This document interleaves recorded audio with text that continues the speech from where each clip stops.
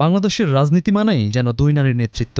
দীর্ঘদিন ধরে বিএনপিতে বেগম খালেদা জিয়া আর আওয়ামী লীগে শেখ হাসিনার শাসন, রাজপথ কিংবা রাষ্ট্র ক্ষমতা তাদের উপস্থিতি ছাড়া কল্পনার বাইরে ছিল দেশের রাজনীতি। কিন্তু সময়ের পরিক্রমায় একজন দেশ ছেড়ে পলাতক, আরেকজনের ঐতিহাসিক চিরবিদায়। এমন বাস্তবতায় প্রশ্ন উঠছে, বাংলাদেশে কি তবে নারী নেতৃত্বের যুগ শেষ?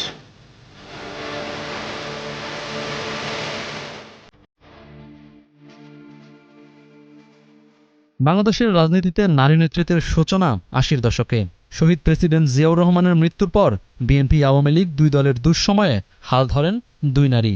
বিশেষ করে স্বামীর মৃত্যুর পর বিএনপিকে এক হাতে টিকিয়ে রাখেন খালেদা জিয়া। ১৯৯০ সালে স্বৈরশাসক এরশাদের পতনের মধ্য দিয়ে শক্তিশালী হয় দেশের রাজনীতিতে নারী নেতৃত্বের অবস্থান। ১৯৯১ সালে নির্বাচনে রাষ্ট্র ক্ষমতায় আসেন বেগম খালেদা জিয়া। পথ চলা শুরু হয় স্বাধীন বাংলাদেশের প্রথম নারী প্রধানমন্ত্রী হিসেবে।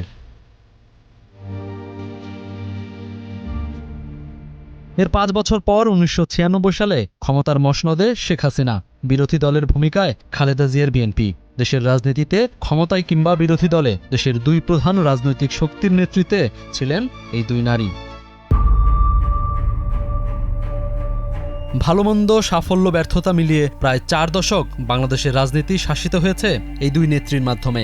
কখনো ক্ষমতার শীর্ষে, কখনো রাজপথের আন্দোলনে। তাদের সিদ্ধান্তই নির্ধারণ করেছে দেশের রাজনীতির গতিপথ।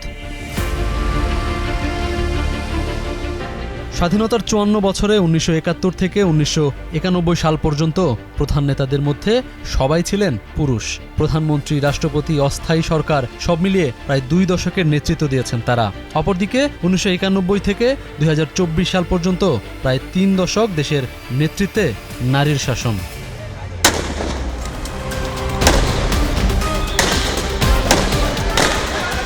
কিন্তু সেই অধ্যায়ে এখন বড় ছেদ।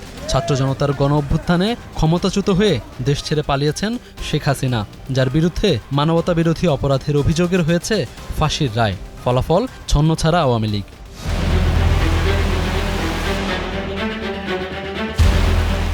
অন্যদিকে বিএনপির চেয়ারপারসন ও সাবেক প্রধানমন্ত্রী বেগম খালেদা জিয়ার জীবনের চূড়ান্ত সমাপ্তি। বিএনপির নেতৃত্বে এখন সবার আগে তারেক রহমানের নাম। দেশের বর্তমান রাজনৈতিক দলগুলোর শীর্ষে কোনো নারী নেই বললেই চলে। আর যেসব নারী আলোচনায়, জাতীয় নেতৃত্বে তাদের উঠে আসা সময় সাপেক্ষ। আর তাই বাংলাদেশের রাজনীতি কিংবা ক্ষমতার শীর্ষে নারীর নেতৃত্ব আবার কবে, তা সময়ই বলে দেবে। আহমেদ রবি, স্টার নিউজ।